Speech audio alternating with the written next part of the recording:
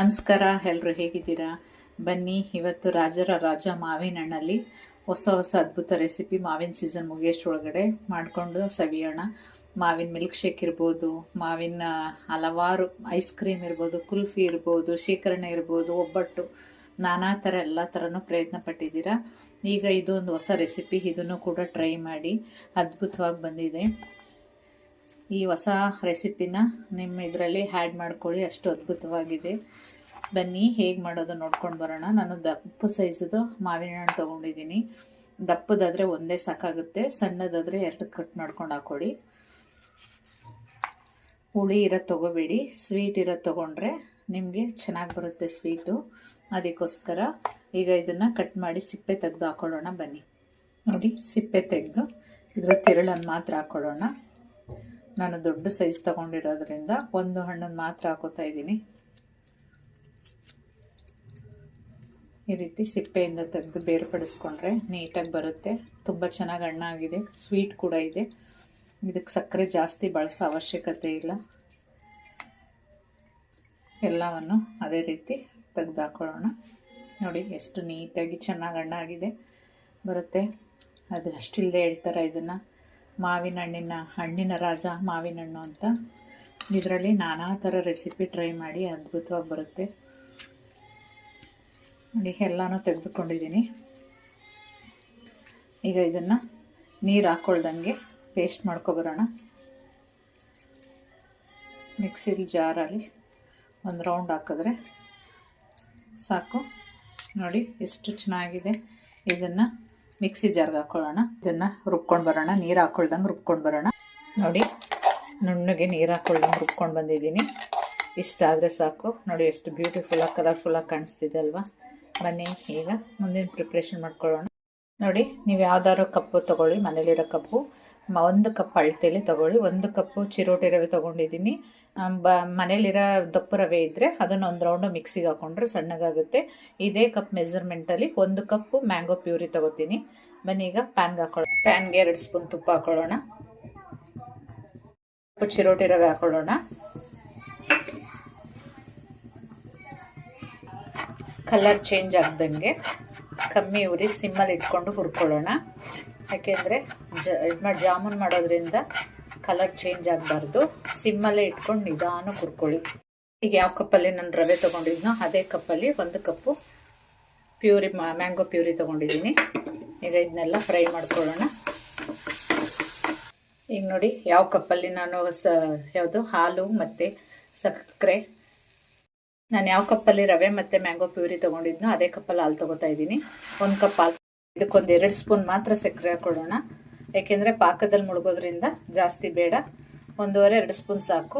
ಇದಕ್ಕೆ 1-2 ಸ್ಪೂನ್ ಸಕ್ಕರೆ ಹಾಕೊಳ್ಳೋಣ. ಏಕೆಂದರೆ ಪಾಕದಲ್ಲಿ ನೆನೆಯೋದ್ರಿಂದ ಸಾಕಾಗುತ್ತೆ. ನೋಡಿ, ಯಾವುದೇ ಕಲರ್ ಇಲ್ದೇನೆ ಎಷ್ಟು ಅದ್ಭುತವಾಗಿದೆ ನೋಡಿ. ಗಂಟಿಲ್ದಂಗೆ ನಿಧಾನಕ್ಕೆ ಇದು ಮಾಡ್ಕೊಳ್ಳಿ. ಇಲ್ಲಾಂದರೆ ನನಗೆ ಬರಲ್ಲ ಅಂತಂದರೆ ಗ್ಯಾಸ್ ಆಫ್ ಮಾಡಿಕೊಂಡು ನೀವು ಹಾಲನ್ನ ಹಾಕ್ಕೊಂಡು ತಿರುಗಿಸ್ಕೊಡಿ. ನೋಡಿ, ಎಲ್ಲ ತವ ಬಿಟ್ಕೊಂಡು ಬಂದಿದೆ. ಈಗ ಇಷ್ಟ ಆದರೆ ಆಗಿದೆ ಅಂತ. ಸಾರಿ, ಏಲಕ್ಕಿ ಪೌಡ್ರ್ ಹಾಕಿರೋದು ಸ್ಕಿಪ್ ಆಗಿದೆ. ನೀವು ಏಲಕ್ಕಿ ಪೌಡ್ರ್ ಹಾಕ್ಕೊಳ್ಳಿ. ಇಷ್ಟ ಆದರೆ ನೋಡಿ ಎಷ್ಟು ಸ್ಮೂತಾಗಿ ಬಂದಿದೆ, ಎಷ್ಟು ಕಲರ್ಫುಲ್ ಆಗಿದೆ. ಇಷ್ಟ ಆದರೆ ನಾವು ಉಂಡೆ ಕಟ್ಟೋದಕ್ಕೆ ಆಗಿದೆ ಅಂತ. ನೋಡಿ ಎಷ್ಟಿದೆ, ಬಿಸಿಯಾಗಿದೆ. ಈಗ ಇದನ್ನು ಸ್ವಲ್ಪ ಹೊತ್ತು ಹಾರಕ್ಕೆ ಬಿಟ್ಟು ನಾವು ಉಂಡೆ ಕಟ್ಕೊಳ್ಳೋಣ. ಯಾವುದೇ ಕೋವಾ ಇಲ್ಲದೆ, ಪನ್ನೀರ್ ಇಲ್ಲದೇ, ಮೈದಾ ಯಾವುದು ಇಲ್ಲದೇ ಹೆಲ್ದಿಯಾಗಿ ಮಕ್ಕಳಿಗೆ ಖುಷಿಯಿಂದ ಸ್ವೀಟ್ ಮಾಡಿಕೊಡ್ಬೋದು. ನೀವೊಮ್ಮೆ ಟ್ರೈ ಮಾಡಿ. ಅದ್ಭುತವಾದ ಸ್ವೀಟ್ ರೆಸಿಪಿ. ನೋಡಿ ಉಂಡೆ ಯಾವ ರೀತಿ ಬರ್ತಾ ಇದೆ, ಸ್ಮೂತಾಗಿದೆ. ಇದೇ ರೀತಿ ನೀವು ನಾನು ಹೇಳಿದ ಪ್ರಕಾರ ಅಳತೆ ಪ್ರಕಾರ ಮಾಡಿಕೊಂಡ್ರೆ ಪರ್ಫೆಕ್ಟ್ ಆಗಿ ಬರುತ್ತೆ. ಇದೇ ರೀತಿ ಇದೇ ಮೆಜರ್ಮೆಂಟು ಕರೆಕ್ಟಾಗಿರಬೇಕು. ಅಳತೆ ತಪ್ಪಾದರೆ ನಿಮಗೆ ಉಂಡೆಗಳು ಸರಿ ಬರಲ್ಲ. ಅದಕ್ಕೆ ಅಳತೆ ಪ್ರಕಾರನೇ ಮಾಡ್ಕೊಳ್ಳಿ. ಎಲ್ಲ ಸ್ವಲ್ಪ ತಣ್ಣಗಾಗಿದೆ. ಉಗುರು ಬೆಚ್ಚಗಿರ್ಬೇಕಾದ್ರೆ ನಿಮ್ಗೆ ಯಾವ ಸೈಜು ಯಾವ ಆಕಾರದಲ್ಲಿ ಬೇಕೋ ಆ ಆಕಾರದಲ್ಲಿ ಮಾಡ್ಕೊಳ್ಳಿ. ನಾನು ಉದ್ದಕ್ಕೆ ಮಾಡ್ಕೊತಾ ಇದ್ದೀನಿ ಈ ಥರ ಶೇಪಲ್ಲಿ. ನಿಮ್ಗೆ ಯಾವ ರೀತಿ ಬೇಕು ಅನಿಸುತ್ತೆ ನೀವು ಆ ಥರ ಮಾಡ್ಕೊಳ್ಳಿ. ನೋಡಿ ಕಲರ್ಫುಲ್ಲಾಗಿ ಎಷ್ಟು ಸ್ಮೂತಾಗಿದೆ.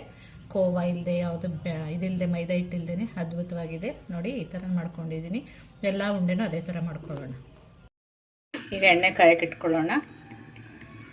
ಎಣ್ಣೆ ಕಾದ ನಂತರ ಕರಿಯೋಣ. ಅದನ್ನು ಎಣ್ಣೆ ಕರಿಯೋದಕ್ಕೆ ಎಷ್ಟು ಬೇಕೋ ಅಷ್ಟು ಎಣ್ಣೆ ಹಾಕ್ಕೊಳ್ಳೋಣ. ಕಾದಿದೆ, ಒಂದೊಂದೇ ಹಾಕೊಳ್ಳೋಣ. ನೋಡಿ ಎಲ್ಲವನ್ನು ಹಾಕೊಳ್ಳೋಣ. ಒಂದೆರಡು ನಿಮಿಷ ಕದಲಿಸ್ಬಾರ್ದು, ಇಲ್ಲಾಂದರೆ ಒಡೆದೋಗ್ಬಿಡುತ್ತೆ. ಒಂದೆರಡು ನಿಮಿಷ ಹಾಗೆ ಬಿಟ್ಟು ಆಮೇಲೆ ಉಲ್ಟಾ ಪಲ್ಟಾ ಮಾಡ್ಕೊಳ್ಳೋಣ. ಸ್ವಲ್ಪ ಮೀಡಿಯಮ್ ಉರಿಲಿ ಇಟ್ಕೊಳ್ಳೋಣ. ನೋಡಿ ಈಗ ಸ್ವಲ್ಪ ತಿರುಗಿಸ್ಕೊಳ್ಳೋಣ ಈ ಥರ.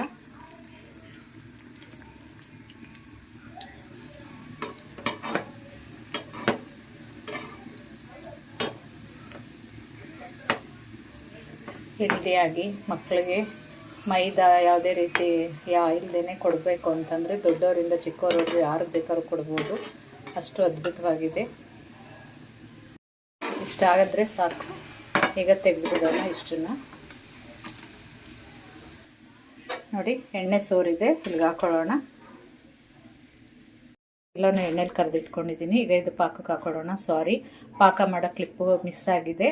ನಾನು ಪಾಕ ಮಾಮೂಲಿ ಜಿಲೇಬಿಗೆಲ್ಲ ಹೇಗೆ ಮಾಡ್ಕೋತೀವೋ ಅದೇ ರೀತಿ ಏಲಕ್ಕಿ ಮತ್ತು 1 ಕಪ್ಪು ಒಂದಕ್ಕೆ 1 ಕಪ್ಪು ನೀರು, ಸಕ್ಕರೆ ಹಾಕಿ, ಏಲಕ್ಕಿ ಹಾಕಿ, ಕೇಸರಿ ದಳ ಹಾಕಿ ಮಾಡಿಟ್ಕೊಂಡಿದ್ದೀನಿ. ಸಾರಿ, ಕ್ಲಿಪ್ ಮಿಸ್ ಆಗಿದೆ.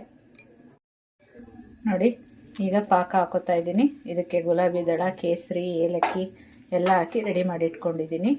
ಇದು 1 ಅವರ್ ನೆನೆಲಿ, ಆಮೇಲೆ ಸಾಫ್ಟ್ ಆಗುತ್ತೆ. ನೋಡಿ ಎಷ್ಟು ಅದ್ಭುತವಾಗಿ ಕಾಣ್ತಿದೆ. ರೋಸ್ ಪೆಟಲ್, ಕೇಸರಿ ದಳ ಎಲ್ಲ ಹಾಕಿದ್ದೀನಿ. ಇದು 1 ಅವರ್ ನೆನೆದ ತಕ್ಷಣ ಸ್ಮೂತಾಗಿ ಬರುತ್ತೆ, ಸ್ಪಾಂಜಿಯಾಗಿ ಬರುತ್ತೆ. ಹೇಗೆ ಬಂತು ಅಂತ ತೋರಿಸ್ತೀನಿ ನೋಡಿ.